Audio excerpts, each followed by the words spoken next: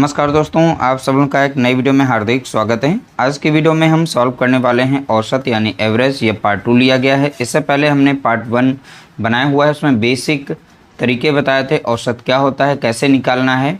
ठीक है, तो उसको देख लीजिएगा, उसके बाद इसे देखिएगा ये, क्योंकि ये पार्ट 2 है। इसमें PYQ प्रश्न लिए गए हैं, अलग अलग प्रकार से हमने प्रश्न शामिल किए हैं। कुछ ईजी हैं, कुछ हार्ड हैं। वो सभी के सभी प्रीवियस ईयर एग्जाम्स में पूछे गए हैं, उन्हीं प्रश्नों को हमने शामिल किया है ताकि आप बेहतर तैयारी कर सकें। ये पार्ट 2 है, पार्ट 3 भी आएगा, पार्ट 4 भी आएगा। जितने भी लेवल के बन सकते हैं, अलग अलग टाइप के सभी प्रकार के प्रश्न जो हैं शामिल किए जाएंगे।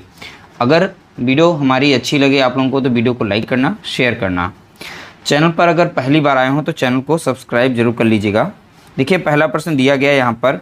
एक परीक्षा में 8 छात्रों द्वारा प्राप्त अंकों का औसत 5.1 था और 9 अन्य छात्रों का औसत 6.8 था।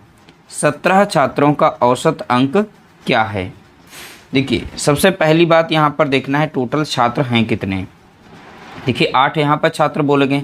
8 छात्रों का द्वारा प्राप्त अंकों का औसत यहाँ बोला गया है 5.1। 9 अन्य छात्र हैं जिनका औसत अंक दिया गया है 6.8। 17 छात्रों के औसत अंक बताइए। वैसे भी जोड़ेंगे, 8 यहाँ पर छात्र हैं, 9 यहाँ पर हैं। 8 और 9 को जोड़ेंगे, टोटल यहाँ पर 17 ही छात्र मिल रहे हैं। तो एक लाइन में हम इसका आंसर निकालेंगे। देखिए, औसत 17 छात्रों का औसत क्या होगा?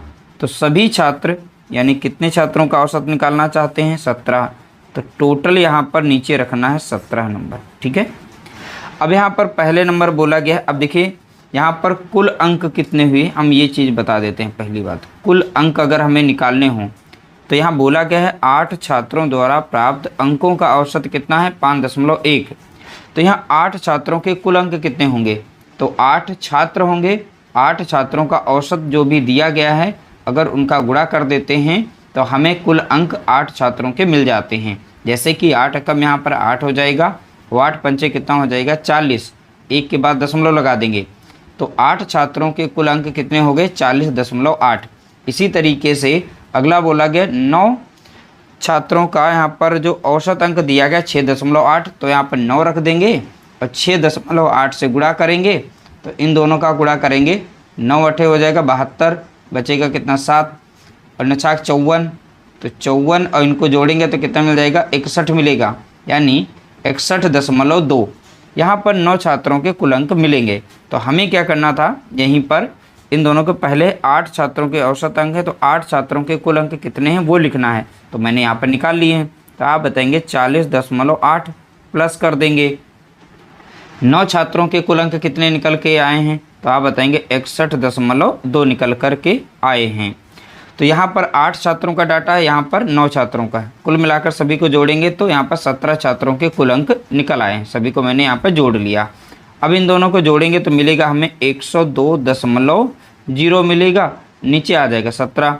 दशमलव के साइड में 0 है, 0 से हमें कोई मतलब नहीं, तो यानी कि सीधा सीधा 0 को काट सकते हैं। तो 102 बटा कितना हो गया? 17। तो 17 कम 17 और 17 छक्का लग जाएगा कितना? 102। तो 6 बार में जाएगा। तो सभी का जो औसत निकल करके आएगा वो कितना होगा? तो आप बताएंगे 6। ठीक है, तो 17 छात्रों के औसत अंक कितने हैं? तो आप बताएंगे 6, यानी ऑप्शन डी हमारा यहाँ पर राइट आंसर दिया गया है। अगला प्रश्न देखेंगे।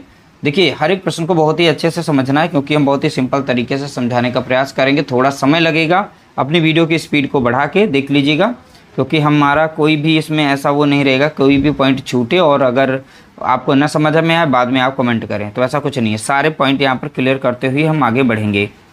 देखिए, एक सत्र परीक्षा में तमिल, अंग्रेजी, विज्ञान, सामाजिक विज्ञान और गणित में AB के अंक, AB यानी एक व्यक्ति है, AB के अंक 72, 70, 80, 90 और X थे। यदि सत्र परीक्षा में औसत अंक 80 थे तो गणित में AB ने कितने अंक प्राप्त किए? देखिए, यहाँ पर तमिल भाषा है तो हम लिख लेते हैं तमिल। एक तमिल भाषा है, फिर अंग्रेजी है। ठीक है, अगला है यहाँ पर विज्ञान यानी कि साइंस हो गई, शॉर्ट फॉर्म में लिखते हैं। SST हो गई, सामाजिक विज्ञान। और यहाँ पर देखेंगे गणित यानी मैथ, हमने शॉर्ट फॉर्म में लिख लिए। तो देखिए यहाँ पर बोला गया है तमिल में उसे कितना मिला है नंबर, तो आप बताएंगे 72, अंग्रेजी में मिल गया 70, विज्ञान में मिला है 80, ठीक, सामाजिक विज्ञान में मिला है 90 और गणित में कितने नंबर मिले हैं, तो आप बताएंगे x नंबर यहाँ पर मिले हैं। और देखिए पूरे बोला गया सत्र परीक्षा में औसत अंक पहले से दे रखा है, औसत अंक यहाँ पर निकला हुआ है ऑलरेडी, तो औसत अंक कितना है, तो आप बताएंगे 80 निकला हुआ है।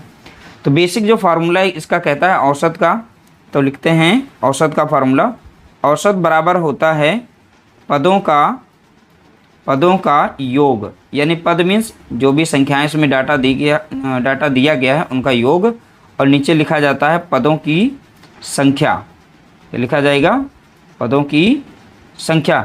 ये बेसिक फार्मूला है, इसी में रख देंगे। औसत देखिए ऑलरेडी 80 रखा हुआ है, अगर हम 80 यहाँ पर रख दें, ठीक है, अब पदों का योग करें और इन सभी को यहाँ पर जोड़ेंगे, किसको जोड़ेंगे, इन सभी को जोड़ेंगे, ठीक है। तो अगर डायरेक्टली जोड़ करके यहाँ पर लिख देते हैं तो ठीक रहेगा, अगर इन सभी को जोड़ेंगे तो हमें मिलेगा यहाँ पर 312। अब प्लस कर देंगे, इसमें x को हम यहाँ पर प्लस करेंगे, अपॉन में कितना रखेंगे, पदों की संख्या, पदों की संख्या कितनी है, 1 2 3 4 5, 5 ही विषय थे ना, तो 5 से यहाँ पर भाग दे देंगे। देखिए 5 इधर है भाग में, इधर आ जाएगा गुणे में, यानी 55 40 हो जाएगा यहाँ पर। तो कितना मिल जाएगा यहाँ पर, तो आप बताएंगे 400, बराबर में रहेगा कितना 312 और प्लस x। अब देखिए 312 इधर है प्लस में, इधर आ जाएगा माइनस में, यानी 400 से 312 माइनस हो जाएगा, जब माइनस हो जाएगा तो x बराबर कितना मिल जाएगा हमें, तो आप बताएंगे 88, ठीक है। x बराबर कितना मिल जाएगा, 88 मिल जाएगा। 312 इधर प्लस में था, इधर माइनस हो गया, तो x बराबर कितना निकल के आ गया 88। तो आप यहाँ पर जो है 400 से 312 को माइनस करेंगे तो 88 आप लोगों को यहाँ पर देखने को मिल जाएगा। तो इस तरीके से आप जो है प्रश्न को आसानी से सॉल्व कर सकते हैं, ठीक है। तो यहाँ पर हमारा प्रश्न ये सॉल्व हो गया और इसका राइट आंसर जो निकल चुका है ऑप्शन हमारा यहाँ पर भी राइट आंसर दिया गया है। अगला प्रश्न देखेंगे। अब देखिए हर एक प्रश्नों को समझना है, यहाँ पर प्रश्न थोड़ा सा चेंज हुआ है इस बार। देखिए ए और बी की औसत मासिक आय 1400 रुपये है, बी और सी की औसत मासिक आय जो दी गई है वो 1560 रुपये है, ठीक है। ए सी की औसत मासिक आय 1440 रुपये है, तो सी की मासिक आय क्या होगी, ऐसे प्रश्न पूछे जाते हैं। देखिए यहाँ पर ए प्लस बी जैसे हम सॉल्व करेंगे इसी तरीके से सॉल्व करेंगे। ए और बी की यहाँ पर मासिक औसत आय कितनी है, तो आप बताएंगे 1400 रुपये है। तो यहाँ पर कितने लोगों की 1400 रुपये, व्यक्ति कितने यहाँ पर ए और बी यानी 2 लोग हैं, इसीलिए यहाँ पर हम 2 से गुणा करेंगे, 2 से गुणा करके फिर वैल्यू जो निकालेंगे दोनों की कुल आय निकल आएगी, ठीक है। ये तो औसत थी 1400, दोनों की कुल आय कितनी हो जाएगी, इनका गुणा करेंगे तो कितनी मिल जाएगी 2800 मिल जाएगी। इसी तरीके से बी और सी की निकालेंगे, बी और सी की औसत मासिक आय कितनी है, तो आप बताएंगे 1560 रुपये है। तो व्यक्ति कितने हैं 2, इसलिए हम यहाँ पर 2 से गुणा करेंगे, तो कुल आय यहाँ पर निकालेंगे तो कितनी निकल के आएगी, तो आप बताएंगे 312 निकल के आएगी, यानी 3120 रुपये। इसी तरीके से सी प्लस ए की निकालेंगे, ए प्लस सी कर दिए, लिखिए चाहे सी प्लस ए लिखिए, कोई बात नहीं, चलिए हम लिख देते हैं यहाँ पर ए प्लस सी की औसत मासिक आय कितनी है, तो आप बताएंगे 1440 रुपये है। इसमें भी व्यक्ति कितने हैं 2, तो 2 से गुणा कर देंगे तो यहाँ पर हो जाएगा कितना 0, 2 चौके 8, 2 चौके 8, 2 कम 2 हो जाएगा। अब क्या करना है, इस डाटा को ऊपर से नीचे जोड़ लेना है। तो यहाँ पर देखेंगे ए कितनी बार आया 2 बार आया है, बी कितनी बार 2 बार आया, सी कितनी बार आया 2 बार आया है। जब इस तरीके से 2 बार यहाँ पर डाटा आया हुआ है तो 2 को कॉमन निकाल करके हम लिख सकते हैं 2 बाहर, तो लिख सकते हैं ए प्लस बी और प्लस सी, ठीक है। बराबर में जो भी यहाँ पर कुल अंक हमारे मिले हैं इन अंक को यहाँ पर जोड़ेंगे आप लोग, ठीक है। इन्हें जोड़ेंगे तो यहाँ पर मिल जाएगा 8800 आप लोगों को देखने को मिलेगा। इन सभी नंबर को जोड़ करके यहाँ पर लिख देंगे। अब 2 से काट देंगे, 2 कम 2 कट जाएगा, और 2 से काटेंगे तो यहाँ पर 4400 आ जाएगा। तो इधर बचेगा कितना ए प्लस बी और प्लस सी। ए प्लस देखेंगे यहाँ पर ए बी सी का मान कितना आ गया यहाँ पर जोड़ने पर 4400। अब ध्यान से समझना है, हमें सी का मान निकालना है। किसका निकालना है, सी का मान। तो हमें ए बी का मान रखना पड़ेगा, ए और बी। तो देखिए ए और बी का मान यहाँ पर ऑलरेडी यहाँ पर निकला हुआ है। ए और बी का मान कितना है तो आप बताएंगे यहाँ पर 2800 है, यानी 2800 है। तो सी का मान हमें निकालना है, तो ए बी यहाँ पर प्लस में है, तो इधर से आके माइनस कर दें तो सी का मान निकल आएगा। तो यानी कि हमें 4400 से माइनस करना पड़ेगा 2800। ठीक है, अब 2800 इसमें से माइनस करेंगे तो हमें कितना मिल जाएगा यहाँ पर, तो आप बताएंगे 1600 देखने को मिलेगा। तो सी का मान देखिए बहुत ही आसानी से यहाँ पर निकल चुका है, कितना है तो आप बताएंगे 1600। अब 4400 से 2800 को माइनस करेंगे 1600 मिलेगा, यानी ऑप्शन डी हमारा यहाँ पर करेक्ट आंसर हो जाएगा। अगला प्रश्न लिया गया, इसमें देखिए ए बी सी 3 यहाँ पर वैल्यू रख दी गई। देखिए ए बी और सी प्रतिदिन औसत आय तीनों की कितनी दी गई है, 45 रुपये।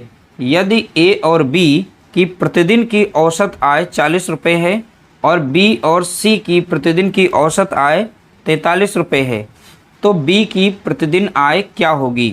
तो देखिए सिंपल तरीके से सॉल्व करेंगे, इनको छोड़ना नहीं है क्योंकि ये पीवाईक्यू प्रश्न है, हल्के में मत लीजिएगा, बहुत ही सिंपल तरीके से हम बता रहे हैं। ठीक है, देखिए ए बी और प्लस सी तीनों की औसत आय यहाँ पर बोली गई है कितनी, तो आप बताएंगे 45 रुपये। व्यक्ति कितने हैं, तीनों की यहाँ पर कुल आय कितनी हो जाएगी, तो जितने यहाँ पर लोग हैं उससे गुणा करिए, 1 2 3, तो 3 से इसमें हम गुणा कर देंगे, तो गुणा करके वैल्यू निकाल लेंगे। तो हमें मिल जाएगा यहाँ पर कितना, 135 मिलेगा। 3 पच्चे 15 के 5 आएगा, 1 3 चौके 12 13, तो तीनों की कुल आय कितनी हो गई है, 135। अब चलिए अगला ए और बी, तो बोला गया ए प्लस बी की औसत आय यहाँ पर दी गई है 40 रुपये। कितनी दे रखी है, 40 रुपये। व्यक्ति कितने हैं, 2, तो 2 से यहाँ पर करेंगे गुणा, तो कितना मिल जाएगा हमें, 80 मिल जाएगा। इसी तरीके से दिया गया बी प्लस सी की प्रतिदिन की औसत आय कितनी है, तो देखेंगे 43 रुपये, गुणा कर देंगे 2 से, क्योंकि व्यक्ति कितने हैं, 2, तो यहाँ पर कितना मिल जाएगा हमें, 86 मिल जाएगा। यहाँ पर कितना मिलेगा, 86 यहाँ पर देखने को मिलेगा। 2 3 6 हो जाएगा, 2 चौके 8 हो जाएगा। अब देखिए यहाँ पर बी का मान निकालना है, तो आपको क्या करना है, यहाँ पर इन दोनों वैल्यू को आपस में जोड़ लेना है। तो यहाँ पर जोड़ेंगे तो आपको मिलेगा ए प्लस बी प्लस सी मिल जाएगा। कितना मिल जाएगा, ए प्लस बी, ए बी को जोड़ा फिर बी सी को जोड़ा, इस तरीके से बराबर में इन्हीं दोनों की वैल्यू को जोड़ करके यहाँ पर लिखा जाएगा। तो 8 दूनी 16 यानी 166 यहाँ पर हमें देखने को मिलेगा। अब देखिए हमें यहाँ पर बी का मान निकालना है, बी प्रतिदिन की आय हमें बतानी है, तो बी की आय, तो देखिए बी की आय निकालने के लिए हमें देखिए यहाँ पर ध्यान से देखना है, ए बी और प्लस सी, तो ए बी सी तीनों की वैल्यू यहाँ पर ऑलरेडी दे रखी, ए बी सी की तीनों की वैल्यू कितनी, 135। तो इसमें से एक बी का मान अगर निकाल लें, ठीक है, तो ए बी सी, तो तीनों का मान यहाँ पर 135 दे रखा, अगर इसमें से घटा देते हैं तो एक बी का मान निकल आएगा, क्योंकि बी यहाँ पर 2 बार आया है, तो ए बी और सी को मिला करके ए बी सी बन रहा है यहाँ पर। तो यानी 135 को 166 से माइनस कर दीजिए, तो यहाँ पर हम 166 से 135 को माइनस कर देंगे, तो हमारा बी का मान निकल आएगा। ठीक है, 166 कर दीजिए, यहाँ पर 166 से 135 को माइनस करना है, तो 6 से 5 जाएगा बचेगा कितना, 1, और 6 से 3 जाएगा बचेगा कितना, 3, 1 से 1 गया 0, तो कुल मिलाकर हमारा जो आंसर निकलेगा बी का मान वो 31 निकल के आएगा, यानी 31 रुपये। ऑप्शन सी हमारा यहाँ पर राइट आंसर दिया गया है। अगला प्रश्न लिया गया, देखेंगे यहाँ पर क्वेश्चन नंबर 4 पर आधारित दिया गया पी क्यू आर। ठीक है, तो यहाँ पर भी दिया पी क्यू आर का औसत वजन 51 किलोग्राम है, पी तथा क्यू का औसत वजन 45 किलोग्राम है, क्यू तथा आर का औसत वजन 46 किलोग्राम है, तो क्यू का वजन कितना है। अब देखिए यहाँ पर बोला गया P plus Q plus R का वजन दे रखा है, औसत वजन 51 किलोग्राम, व्यक्ति कितने हैं, 2, तो तीनों का वजन कितना हो जाएगा, कुल 3 कम 3 हो जाएगा, 3 पचे कितना हो जाएगा, 15। तो यहाँ पर देखिए 51 में हमने 3 से गुणा किया, 153 आ गया। इसी तरीके से P प्लस Q का मान दे रखा है कितना, 45 किलोग्राम दे रखा है औसत, व्यक्ति कितने हैं, 2, दोनों का कुल वजन कितना हो जाएगा, तो आप बताएंगे 90 हो जाएगा।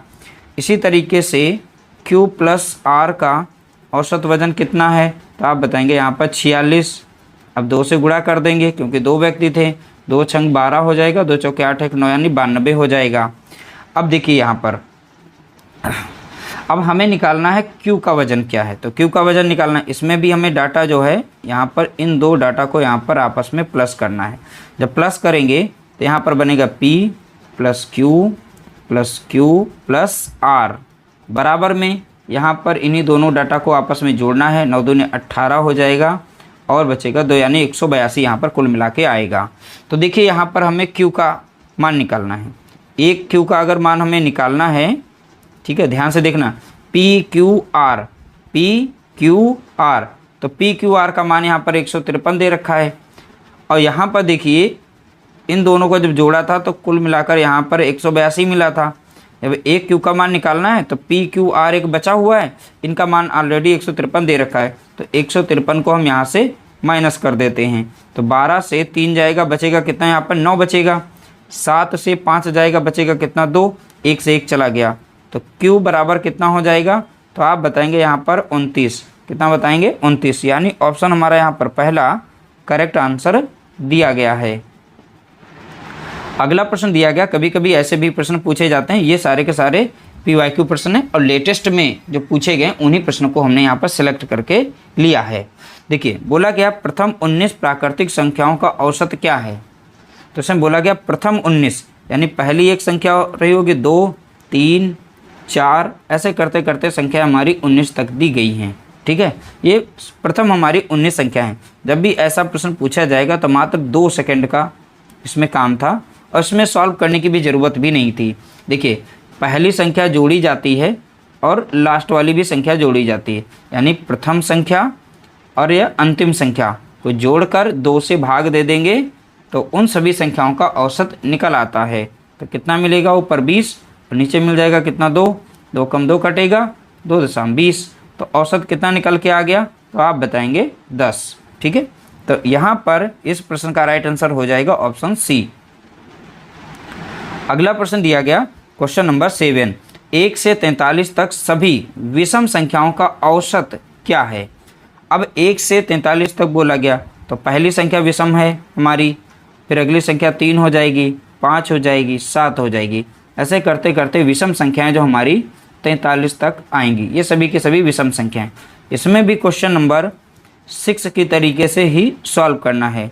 इसमें भी हमें पहली संख्या लेनी है, अंतिम संख्या लेनी है। तो पहली संख्या 1 है और अंतिम संख्या हमारी 43 है और 2 से ही भाग देना। इसमें भी इनको जोड़ेंगे तो ऊपर कितना मिल जाएगा, तो आप बताएंगे 44, 2 से भाग देंगे, 2 कम 2 लग जाएगा, 2 से काटेंगे कितना आ जाएगा, 22।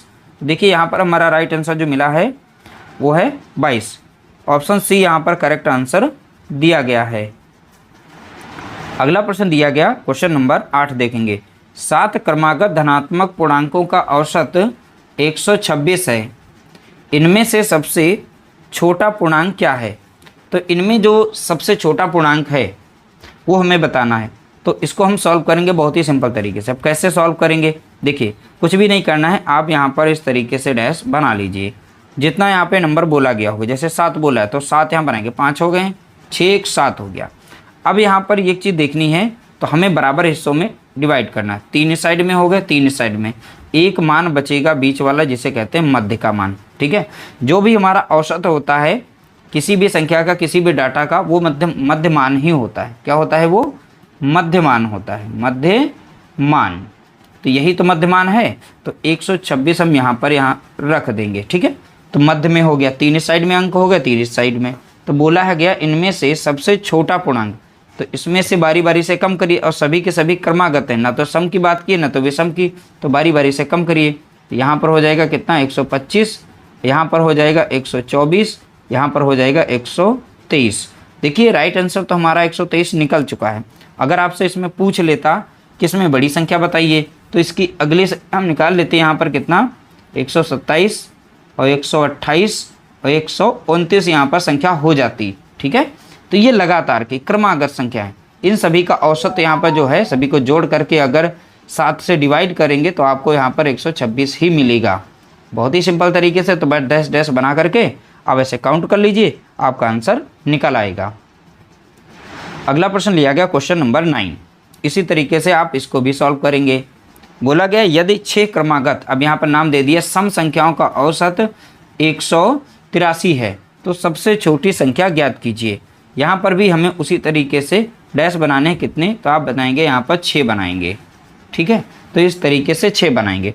बराबर हिस्सों में इनको डिवाइड कर देना है। तो देखिए 3 इस साइड में हो गए, 3 इस साइड में हो गए, तो यहाँ पर तो बीच में कोई भी संख्या नहीं बची है, लेकिन यहाँ पर मध्यमान बीच का ही बोला गया है। तो यहाँ पर मध्य में कौन सी संख्या है, 183 दी गई है, ये तो विषम संख्या है। और प्रश्न में बात कर रहा है किसकी, सम की, तो सम संख्या हम अगली पता कर लेते हैं। तो 83 की अगली संख्या क्या हो जाएगी, 184 हो जाती है। तो ये सम संख्या हमारी हो गई। इससे पहले भी एक सम संख्या हमारी रही होगी 182। अब ये डैश डैश जो हमने बनाए हैं तो ये सम संख्या के लिए बनाए थे। इनके मध्य में जो संख्याएं आ रही हैं, रेड कलर पॉइंट से दिखा रहे हैं, ये विषम संख्याएं आ रही हैं। और जो हमने डैश डैश बनाए तो 184 की अगली सम संख्या कौन सी होगी, तो आप बताएंगे कौन सी, 186। इसकी अगली संख्या 188 निकल के आएगी। इसी तरीके से यहाँ पर देखेंगे 180 सम संख्या होगी, यहाँ पर 178 यानी 178, लेकिन इसमें सबसे छोटी पूछी थी, तो सबसे छोटी हमारी कौन सी है, 178 है। तो राइट आंसर तो हमारा हो जाएगा 178 यानी ऑप्शन डी। ठीक है, अगर इसमें पूछ लेता बड़ी संख्या तो बड़ी यहाँ पर संख्या कौन सी हो जाती, तो आप बताते 188। ठीक है, तो इस तरीके से आप बहुत ही आसानी से बिना सॉल्व किए आप इस तरीके से आंसर निकाल सकते हैं। अगला प्रश्न लिया गया क्वेश्चन नंबर देखेंगे 10। यदि 9 क्रमागत सम संख्याओं का औसत 132 है तो पहली और अंतिम संख्या का अंतर, देखिए ऐसे ऐसे प्रश्न पूछे जाते हैं, का अंतर ज्ञात कीजिए। तो उसी तरीके से हम बना लेते हैं समझाने के लिए। 9 डैश आप बनाएंगे, कितने बनाएंगे, 9, 3 हो गए, 4, 5, 6, 7, 8, 9। ठीक है, ये 9 डैश हो गए यहाँ पर। बराबर हिस्सों में इनको बांट लेना है, तो यानी 4 इस साइड में हो जाएंगे और 4 इस साइड में हो जाएंगे। एक संख्या हमारी मध्य में यहाँ पर बच जाएगी। तो मध्यमान ऑलरेडी यहाँ पर निकला हुआ है, बोला गया है कितना है, तो 132 बोला गया है। तो पहली संख्या यानी सभी संख्या हमें पता करनी होंगी। और देखिए यहाँ पर सम संख्याओं की बात की है, तो ऑलरेडी यहाँ पर जो हमारा मान निकला हुआ वो सम है, तो इसकी अगली सम संख्या निकाल लेते हैं। तो यहाँ पर बनेगी कितनी, 134 सम संख्या बनेगी। अगली देखेंगे 136, अगली देखेंगे 138 और 140 बनेगी। इसी तरीके से यहाँ पर देखेंगे 130 और 128, 126 और 124 यहाँ पर सम संख्या बनेगी। यहाँ पर पूछा गया था पहली और अंतिम संख्या का अंतर, तो पहली संख्या कितनी, 124, अंतिम संख्या कौन सी, 140। इन दोनों के बीच में अंतर कितने का है, अंतर, तो अंतर देखेंगे यहाँ पर 124 को 140 से माइनस करेंगे तो कितना निकल के आएगा, 16 मिलेगा अंतर। कितना मिल जाएगा, 16, क्योंकि आप जब 140 से 124 को माइनस करेंगे 10, 4 गया बचेगा 6, यहाँ से बचेगा 1, देखिए 16 ही आएगा। ठीक है, तो अंतर हमारा यहाँ पर निकल चुका है, अंतर ही यहाँ पर पूछा गया था, तो यहाँ पर हमारा ऑप्शन पहला करेक्ट आंसर होगा। इस तरीके से हमने टाइप 2 कह सकते हैं, ये पार्ट 2 हमारा था। इसमें हमने देखिए अलग अलग प्रकार से टाइप 2 में या पार्ट 2 में हमने प्रश्न जो भी शेयर किए बहुत ही ज़्यादा इंपॉर्टेंट थे, उन्हीं प्रश्नों को सॉल्व कराया है। और जो PYQ प्रश्न थे, वीडियो अगर अच्छा लगा हो तो प्लीज़ लाइक कर देना, शेयर कर देना।